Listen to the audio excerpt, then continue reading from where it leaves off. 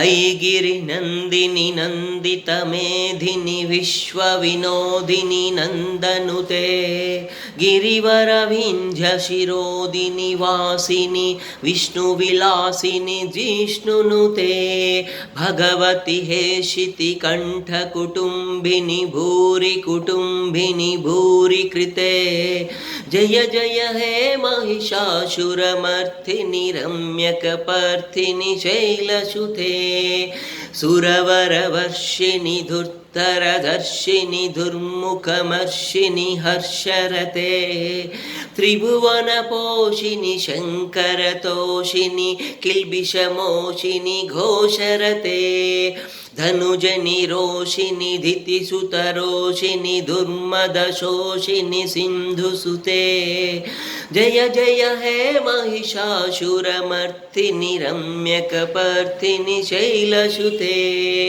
अयि जगदम्ब मदम्ब कदम्ब वनप्रियवासिनि हासरते शिखरि शिरोमणि तुङ्ग हिमालय शृङ्गनिजालय मध्यगते मधु मधुरे मधुकैटभगञ्जिनि कैटभभञ्जिनि रासरते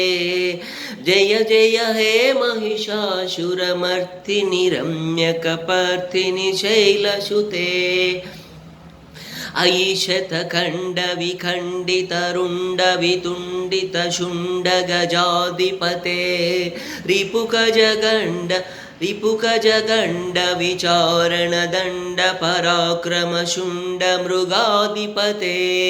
निजभुजदण्डनिपातितखण्डनिपातितमुण्डभटाधिपते